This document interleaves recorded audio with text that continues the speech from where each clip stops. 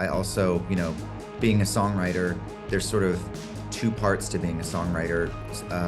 You can do the lyric and the melody. You can do just the lyric. It's really whatever is called for based on the project. So with this one,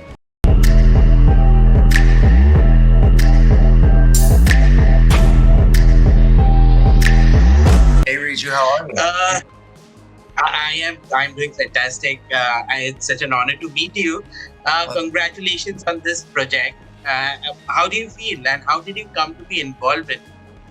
I feel just so lucky to be a part of this project, and I was brought on, I believe, by Alison Flom, one of the creators and writers. I think she knew of me as a songwriter and maybe other projects that I've worked on.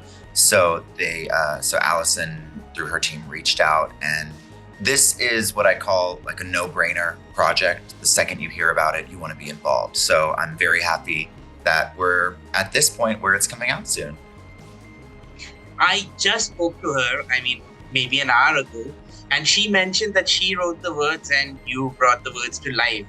I believe that is the process. So what was that like, and how did her words inspire you to come up with the wonderful music that you came up with? I love collaborating. I really love it. I also, being a songwriter, there's sort of two parts to being a songwriter. You can do the lyric and the melody. You can do just the lyric. It's really whatever is called for based on the project. So with this one, having the lyrics there was such an amazing place to start, because it allowed me to take the lyrics that I know Alison worked so hard on, and they're so beautiful and connect, and I responded to them right away. So to be able to find the right melodies to give Alison and everyone and myself the feeling that she had when she wrote them is such a challenging task, but in a really fun and rewarding way. So collaborating is just a really beautiful process where we just go back and forth, and we're all striving for the best version of what this is. And I really loved working with Alison on it. It was a beautiful collaboration, really easy, really wonderful, and I would definitely do it again. And you have worked with so many great artists. Is it difficult or is it challenging to make music for maybe a younger audience as compared to the slightly older audience that you usually make music for?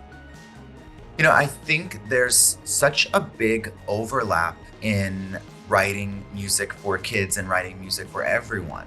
As a pop songwriter, the biggest compliment you can get is when you write a pop song that sort of permeates culture and goes everywhere, and kids are singing it. My nieces and nephews are the biggest tastemakers and testers, I would say, of a song, whether or not they love a song that I've written, or if they're like, oh, it's cool, or depending on how they respond. So to me, it's such an honor to write for kids, because I know how impactful musical specials like this were for me as a kid.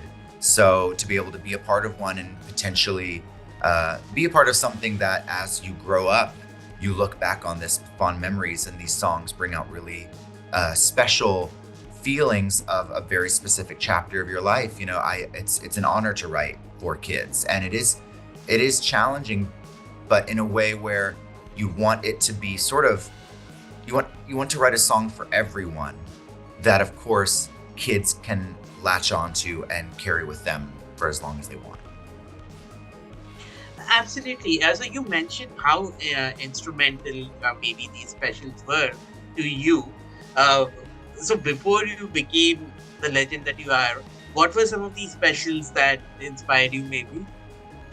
Yeah, just across the board, I grew up on animated series and animated movies, and of course, movies like from the very beginning of animated movies like I would say like Beauty and the Beast and Aladdin and all of those movies. And there was a movie called An American Tail, which had a song called Somewhere Out There, which was a beautiful song that I'm sure was one of the songs that sort of gave me direction in what I wanted to do in life, for a career.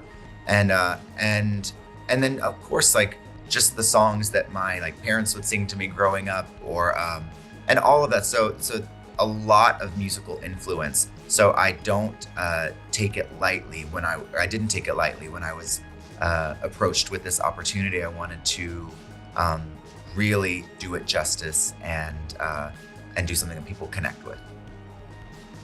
So I've been asked to wrap up. I have one final question for you. You were nominated for a Golden Globe. What did that nomination mean to you? And do awards matter to you personally?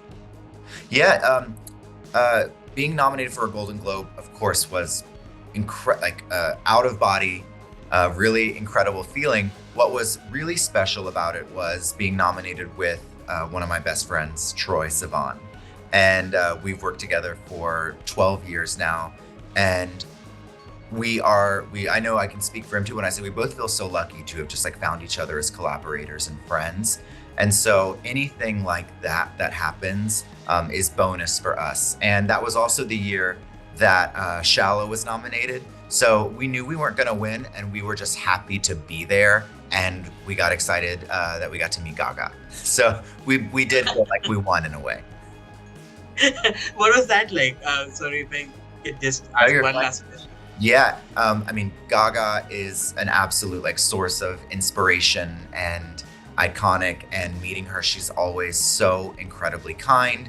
We went to see her at Coachella this past year, and it was obviously like a career-defining show. So just to be able to celebrate someone like that, who just radiates kindness and love and joy, it was amazing. Amazing. And thank you so much, and let's hope this show gets you to the Golden Globes and the Emmys and everywhere else. Thank you so much. Of course, nice to meet you.